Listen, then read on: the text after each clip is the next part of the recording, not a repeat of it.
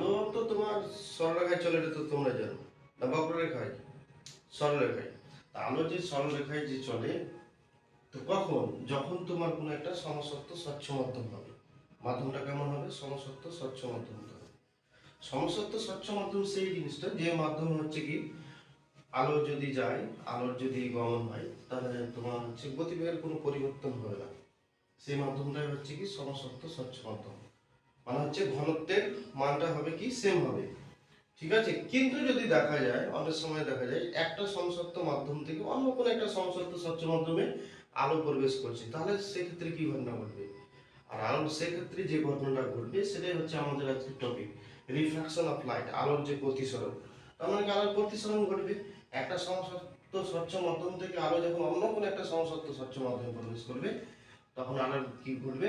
Refraction ঘটবে, প্রতিসরণ ঘটবে। কেমন ভাবে ঘটবে? ঠিক আছে, মাধ্যমগুলো তুমি যদি জেনে নাও, যেমন আমরা মাধ্যমগুলো যদি ধরি, তো আমি শূন্য মাধ্যম ধরে নিই প্রথমে, শূন্য মাধ্যম বা বায়ু মাধ্যম। ঠিক আছে, তাহলে শূন্য মাধ্যমে আলোর গতিবেগ জানা আছে। শূন্য মাধ্যমে কত আলোর গতিবেগটা বলো? 3 × 10⁸ মিটার পার সেকেন্ড।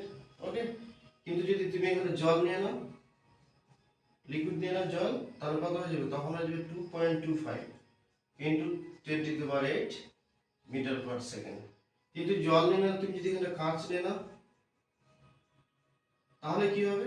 তখন আরো কমে যাবে, তখন হয়ে যাবে 2 × 10⁸ মিটার পার সেকেন্ড। তাহলে তুমি এটা বুঝতে পারছো যে যখন ডেনসিটির পরিবর্তন হচ্ছে, তখন দেখো আলোর গতিবেগের পরিবর্তন ঘটছে। আর যদি একই সমসত্ব স্বচ্ছ মাধ্যমে যখন আলো যাবে, সমসত্ব স্বচ্ছ মাধ্যম বলতে সেই মাধ্যমটাই যে মাধ্যমে তোমার ডেনসিটিটা কি সমান, তাহলে আলোর বেগের কোনো পরিবর্তন হবে না। কিন্তু যদি দেখা যায় যে শূন্য মাধ্যম থেকে জল মাধ্যমে, অথবা জল থেকে শূন্য মাধ্যমে, অথবা শূন্য থেকে কাঁচ মাধ্যমে, অথবা কাঁচ থেকে জলে, বা জল থেকে যদি শূন্য মাধ্যম হয়, আলো যদি যায়, তখনই তুমি দেখবে আলোর পরিবর্তন ঘটবে। ঠিক আছে, আর সেই ঘটনাটার নাম হচ্ছে রিফ্রাকশন। ওকে, আজকের আমাদের টপিক হচ্ছে এটা। হ্যাঁ, এইগুলো মনে রাখতে পারো, এগুলো তো পরীক্ষাতে আসে না, জানতে হবে। শূন্য মাধ্যমে আলোর গতিবেগ হচ্ছে এটা, এটা হচ্ছে জল মাধ্যমে, এটা হচ্ছে কাঁচ মাধ্যমে।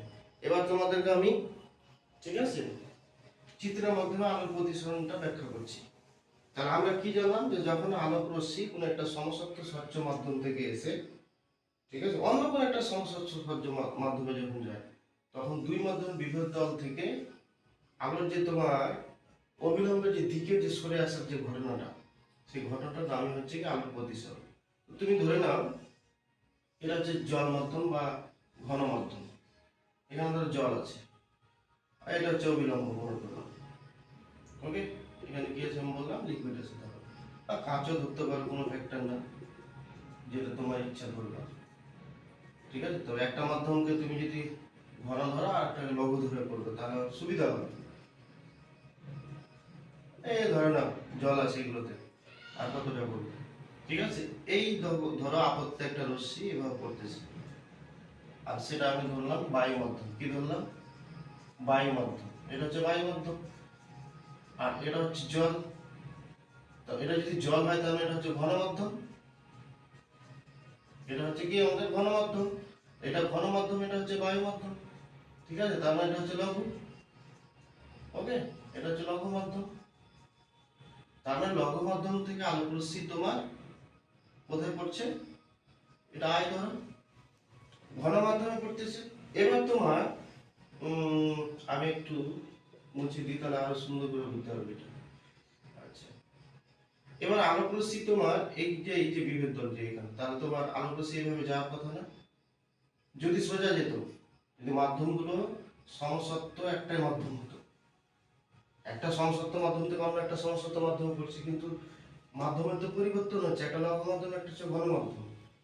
ঠিক আছে, তাহলে যাওয়ার কথা এই পথে আলোটা, এইভাবে যাওয়ার কথা, কিন্তু আলো এইভাবে না গিয়ে তুমি দেখবে কি যে বিভেদ তলের দিকে একটু ঘেঁষে আসবে। তার মানে আলো কোন দিক দিয়ে যাবে? এইভাবে যাবে আলো। ওকে, বুঝতে পারলে? আলো কোন দিকে গেল? বিভেদ তলের দিকে একটু ঘেঁষে চলে আসলো। তাহলে দেখো এখানে একটু পরিবর্তন হলো, কত, যত ডিগ্রি অ্যাঙ্গেলের পরিবর্তন হলো সেটাকে আমরা ধরলাম ডেল্টা ধরলাম, চুক্তি বলা হয়। ঠিক আছে, এইটুকু হচ্ছে তোমার চুক্তি ঘটলাম। তার মানে এখানে আমরা বুঝতে পারছি কি যে আলোটাকে যাওয়ার পর উচিত ছিল কোন পথে? এই পথে যাওয়া উচিত ছিল, কিন্তু না, কি হলো, যখন বায়ু থেকে যখন ঘন মাধ্যমে আসলো মানে জল মাধ্যমে, তখন আলোক রশ্মির যে দিক দিক পরিবর্তন হলো কোন দিকে, অবিলম্বের দিকে। এটা হচ্ছে অবিলম্ব ধরনের নর্মাল। ওকে, অবিলম্বের দিকে সরে আসলো ঘনটা। এবার তাহলে আমরা ডেফিনেশনটা যদি তৈরি করি যে আলোক রশ্মি কোনো একটা সমসত্ব স্বচ্ছ মাধ্যম থেকে অন্য কোনো একটা সমসত্ব স্বচ্ছ মাধ্যমে প্রবেশ করার সময় আলোক রশ্মির দুই মাধ্যমের বিভব তল থেকে আলোক রশ্মির যে বিভব তল থেকে যে আলোক রশ্মির যে পরিবর্তন হচ্ছে, ঠিক আছে, কতটা পরিবর্তন হচ্ছে, এই যে ডেল্টা চুক্তি, ঠিক আছে, এই পথে যাওয়া উচিত ছিল কিন্তু কেননা একটু বেগে চলে আসলো। এটা একটা ঘটনা, আর এই ঘটনাটাকে বলা হয় তোমার কি, আলোর প্রতিসরণ। ঠিক আছে, রিফ্রাকশন অফ লাইট, আলোর প্রতিসরণ। ওকে, তাহলে সংজ্ঞাটা বুঝতে পারলে আলোর প্রতিসরণ জিনিসটা কি, রিফ্রাকশন অফ লাইট লেখা আছে মানে, আর কি লিখবো আমি,